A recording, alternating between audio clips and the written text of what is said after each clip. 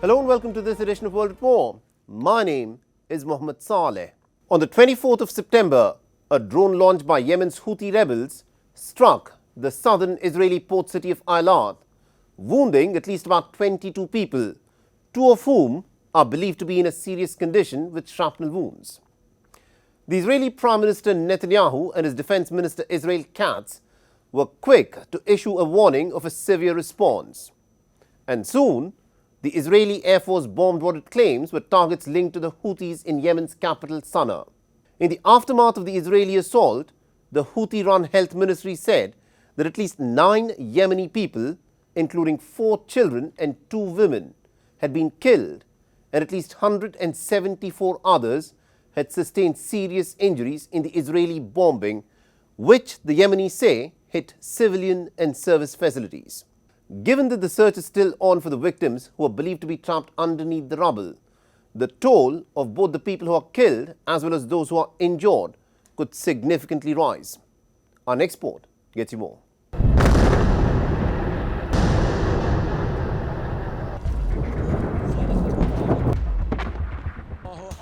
Shortly after the start of Israel's war in the besieged Gaza Strip in October 2023, Yemen's Iran-backed Houthis started targeting commercial shipping in the Red Sea and the Gulf of Aden in a bid to enforce a naval blockade on Israel.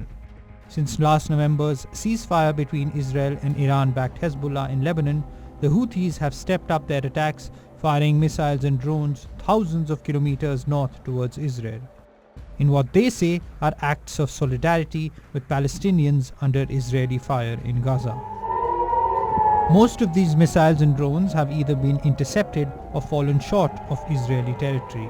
But on Wednesday, in a rare breach of Israel's air defenses, a drone launched by Houthi rebels from Yemen fell in the city center of the Red Sea resort town of Eilat, wounding at least 22 people and causing damage in the area frequented by tourists. In a statement issued later, Houthi military spokesman Yahya Sari said the Iran-backed group had launched 2 drones at 2 targets in southern Israel, its second operation within 24 hours. The drone air force of the Yemeni armed forces carried out a significant military operation using 2 drones targeting Israeli enemy targets in the area of al-Rashrash, south of occupied Palestine. The operation successfully achieved its objectives, thanks to God, while the interception systems failed to counter it. This operation marks the second within the past 24 hours, as the drone air force had previously executed a military operation yesterday, Tuesday, using several drones targeting multiple Israeli enemy targets in the areas of al-Rashrash and Beersheba in southern occupied Palestine. Responding to the Houthi drone attack that occurred on the second day of Rosh Hashanah, the Jewish New Year, the Israeli Prime Minister Benjamin Netanyahu, who in the past has described the Houthis as the last arm of Iran's axis of evil after Hamas and Hezbollah, vowed retribution. A day after the drone attack, a picture was published by Israel's government press office which showed Netanyahu on the wing of a Zion plane where he purportedly ordered the attack in Yemen while en route to New York, and received regular updates from the defense minister. Israel's defense minister Israel Katz too boasted of an Israeli aggression on Sanaa in an operation dubbed Passing Package. We have now struck a powerful blow against many terrorist targets of the Houthi terrorist organization in Sanaa as part of Operation Passing Package. Air Force aircraft attacked several military camps, including a camp of the Houthi General Staff, killing dozens of Houthi terrorist operatives and destroying UAV and weapons caches. As I promised yesterday, whoever harms us will be harmed 7-fold. Contrary to the claims by Israeli Defense Minister, the Houthi-run health ministry said that the Israeli assault targeted civilian areas and updated the death toll on Friday morning to at least 12 people. Additionally, 174 people, a total of 59 children, 35 women and 80 elderly people were wounded in the Israeli assault. حصل عزيزي ضرب استهداف عدو. What happened, dear, is a strike by the Zionist enemy on one of the residential houses in the neighborhood. Entire homes were damaged, buildings of 4 or 5 stories. It is all residential neighborhoods, apartments. Every building has at least 20 apartments and families. Praise God, there are martyrs and people in intensive care and so on. Our feeling during the strike was surreal, like it wasn't real. With the pressure and gunpowder, something you can't imagine. Even now, when I recall it, they pulled us out from under the rubble. Praise God, a bad feeling. I remember our brothers in Gaza and what they are suffering continuously, daily. The escalation in hostilities comes on the heels of a much delayed recognition of a Palestinian state by the United Kingdom, France, Canada, Australia, and other countries, which infuriated Tel Aviv and deepened the split between Washington and its European allies over how to solve the West Asia conflict. The Houthis, officially known as Ansar Allah, who consider it their religious and moral duty to respond to Israel's war in the Gaza Strip, have been staunchly defiant in the face of Israeli aggression so far. The question is, how long can they keep up this defiance and belligerence?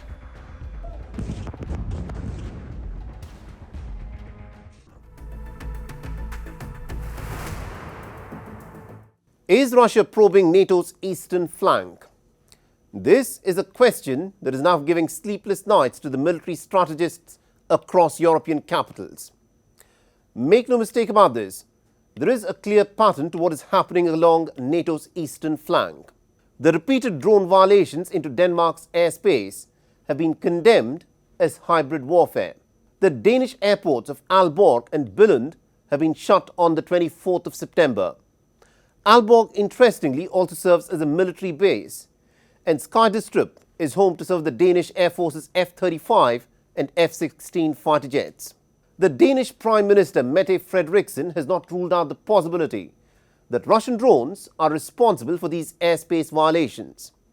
But Moscow has firmly rejected these allegations and has in fact described these incidents as staged provocations. But what really is the truth? Is NATO's eastern flank about to be singed by the embers of the Ukraine war? Our next report gets you more. These strange lights, emitted by drones over the Danish skies, have forced several airports, both civilian and military, to shut down temporarily in various parts of Denmark. The country's defense minister branded the drone sorties as hybrid attacks, but it remains unclear who is behind these drones. Denmark has in recent days been subjected to hybrid attacks. Drones have been seen in several places at critical infrastructure, military and civilian. These are attacks that we must expect. There may be more of them, and they are attacks that have shown vulnerabilities, and these are attacks that are intended to create insecurity and division. These are attacks that should shake us as people and as a society. Denmark is a founding member of the NATO military alliance and so far has chosen not to shoot down the drones.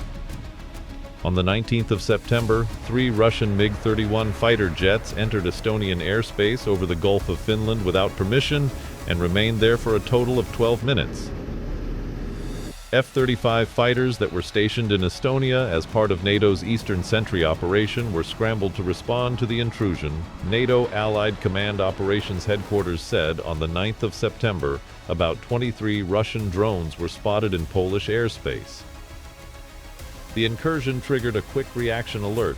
The Polish Air Force and other NATO militaries scrambled aircraft, and up to 4 Russian drones were reportedly shot down. On the 15th of September, a Russian drone reported to be a Juran-2 ventured 20 kilometers inside the Romanian airspace and loitered for a total of 50 minutes. Trump has suggested that the European NATO nations must shoot down any further Russian fighter jets that intrude into NATO airspace, and European NATO nations are now bolstering their air defenses to be able to respond better to the drone incursions. Sure that we are prepared and ready to defend every inch of Allied territory. We stood up Baltic Sentry at the beginning of this year to help safeguard critical infrastructure from reckless behavior in the Baltic Sea. And today, General Ginkovic and I are here to announce that NATO is launching Eastern Sentry to bolster our posture even further along our eastern flank. This military activity will commence in the coming days and will involve a range of assets from allies including Denmark, France, United Kingdom, Germany and others. In addition to more traditional military capabilities, this effort will also feature elements designed to address the particular challenges associated with the use of drones. The arc of conflict in Eastern Europe is expanding. The Ukraine war, which has shown no signs of coming to an end, has begun to spawn signs of spilling into the Baltics. And Europe, that has been heavily reliant on the American-led NATO military alliance for its security, is left scrambling for answers to confront the Russian challenge.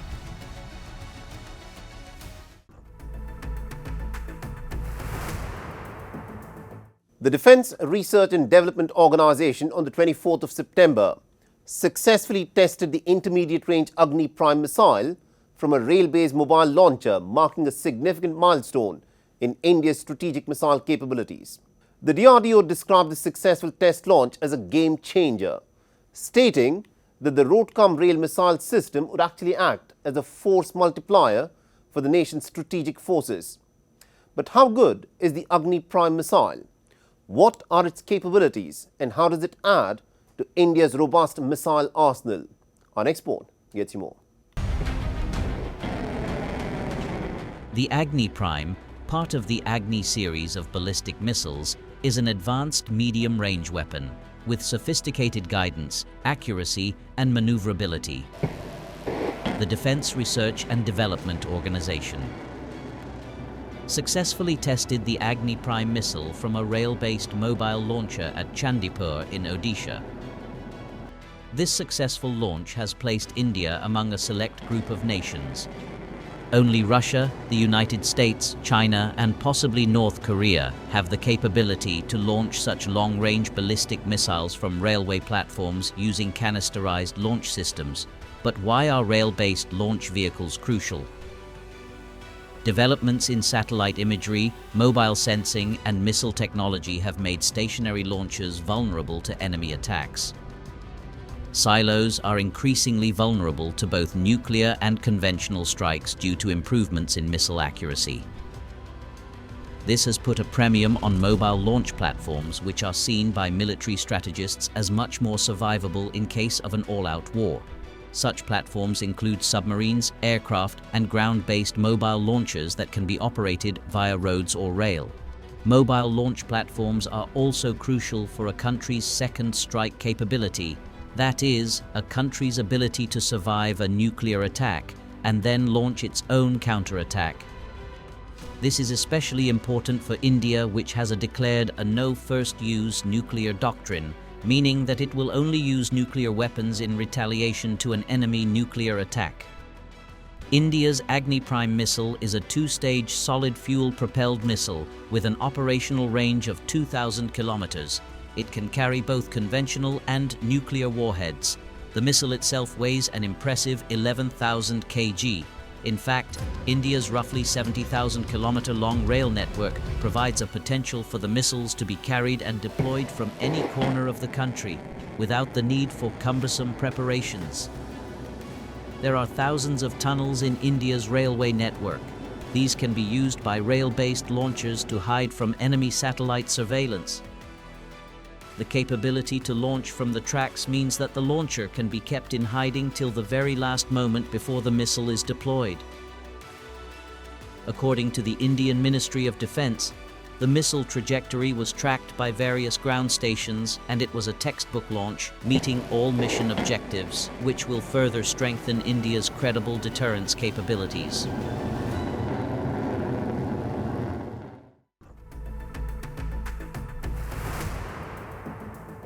Thousands of Filipinos took to the streets of Manila on the 21st of September, expressing their anger and frustration and demanding accountability over a ballooning scandal involving bogus flood control projects believed to have cost the taxpayers billions of dollars.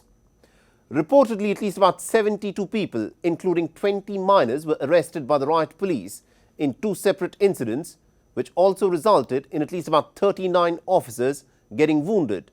and a trailer that was being used as a barricade near a bridge leading to the presidential palace was set ablaze.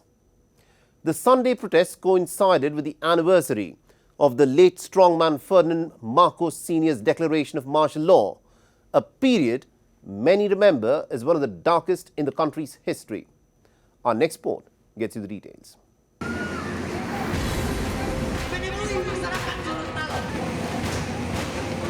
The Southeast Asian nation of Philippines was rocked by anti-corruption protests on Sunday. In the capital city of Manila, a day that began with largely peaceful mass protests erupted into violence.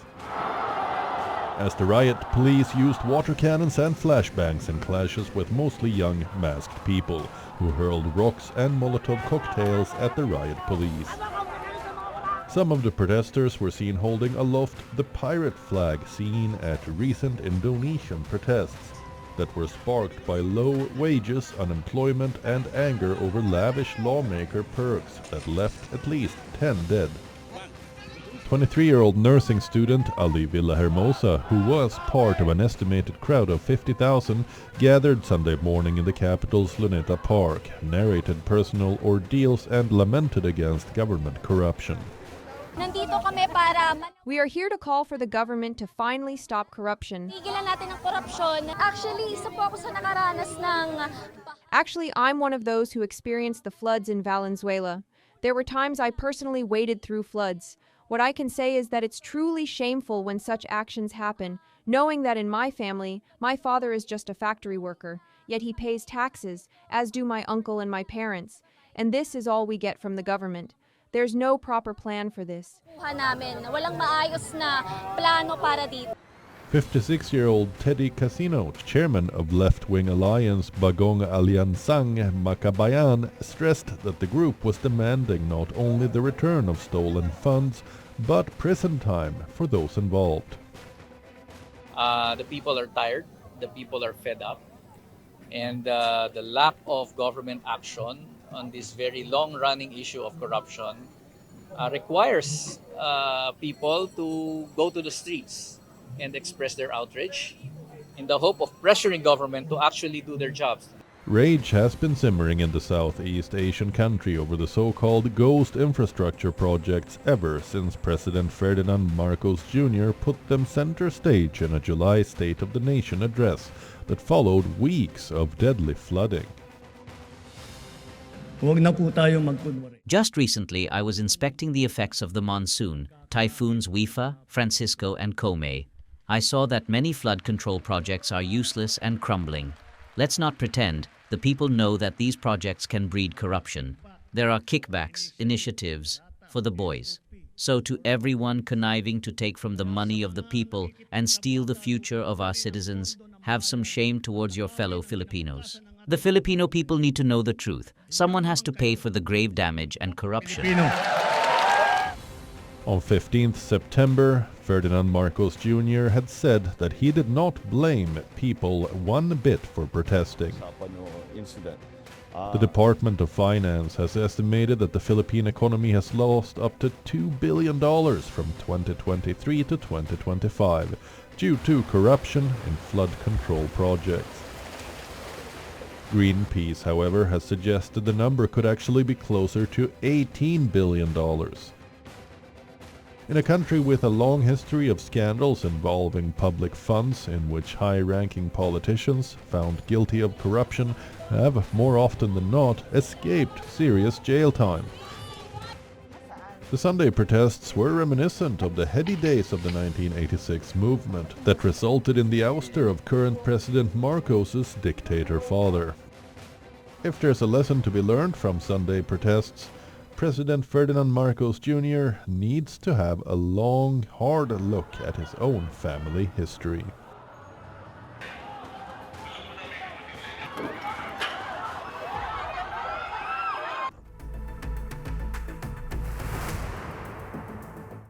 On the 24th of September, at least about 4 people were killed and dozens more were wounded in violent clashes between the police and the protesters who are demanding for statehood for the Indian Union territory of Ladakh.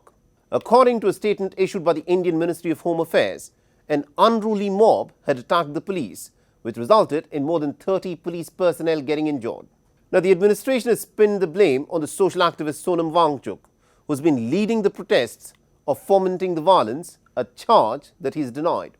On Friday, 2 days after the Union Territory witnessed its worst violence in decades, Sonam Wangchuk was arrested under the stringent National Security Act, or the NSA, and has also reportedly been shifted out of Ladakh. Keeping in mind the gravity of the situation, a curfew has also been imposed in a bid to maintain law and order. Our next report gets you more details.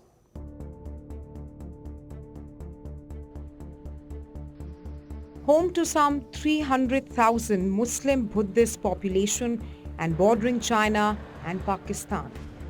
The sparsely populated, high-altitude Union Territory of Ladakh is usually bustling with tourists. On Wednesday, the Himalayan Union Territory was rocked by demonstrations demanding statehood and job quotas for local residents, which turned deadly. That's when security forces allegedly opened fire. When our protest started, stone throwing also started from both sides. Then they started firing at us and I got shot in my knee. I collapsed right at that moment. Later I saw I was injured in many places. The stone throwing was happening from both sides. We are demanding some safeguards for us, and we have been protesting for 2 years now, but yesterday it escalated a lot. We have even marched to Delhi on foot, but yesterday the public got too angry and it escalated.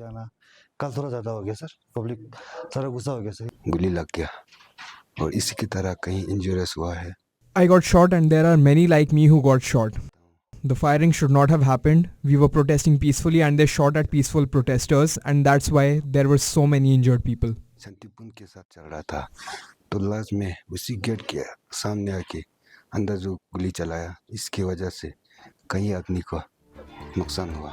Protests have been taking place intermittently in the region for months, and demands for statehood have gathered greater support. It remains unclear what sparked Wednesday's violence, the worst seen in several decades.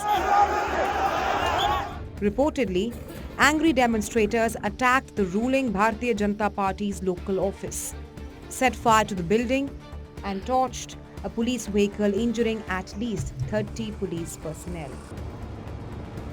Police fired bullets and tear gas and used batons to disperse crowds, which resulted in dozens of demonstrators being injured. 4 were critically injured, who later succumbed to the injuries. The Indian Ministry of Home Affairs, in a statement issued later in the evening, pointed an accusatory finger at Sonam Wangchuk, a well-known local activist and engineer who had been on a hunger strike for the unrest, alleging that he had incited the mob by making provocative statements.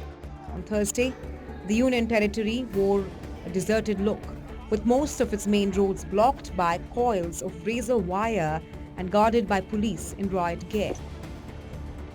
The eerie calm on the streets of Leh, the largest city and joint capital of Ladakh, appeared to bring back a semblance of normalcy. Our correspondent Idris Sloan sent us this ground report.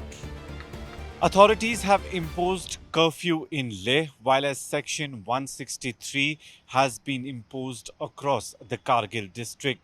Authorities say that they have appealed to the people to restrain and be calm after the violent clashes that took place yesterday in Leh, wherein 4 people died, while as over 70 people were injured. In the injured were not only civilians but also the police officials as well as the paramilitary officials. The authorities have appealed to the public to remain calm and also follow the curfew as well as Section 163 in both Leh and Kargil.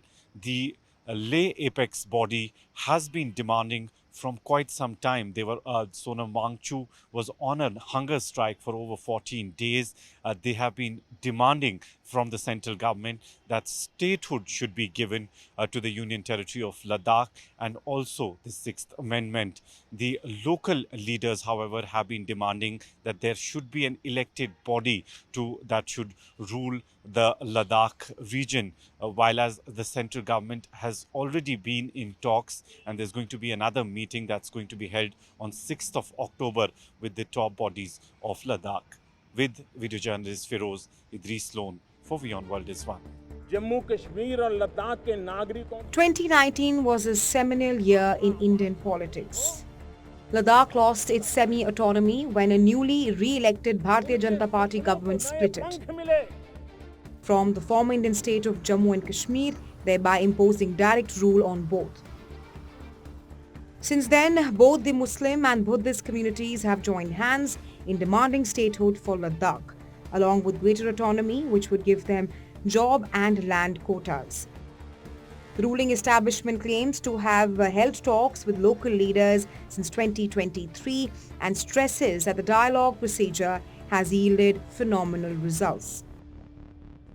The Wednesday protests have underlined that the mood on the ground is far from conciliatory, and further talks sooner rather than later is the way forward.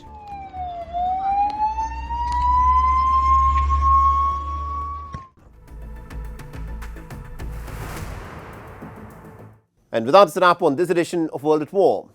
If you want to reach out to me with any comments, feedback or suggestions, please feel free to do so on the RD that you're seeing on your screens. I'm your host Mohammed Saleh, and I'll see you again next week.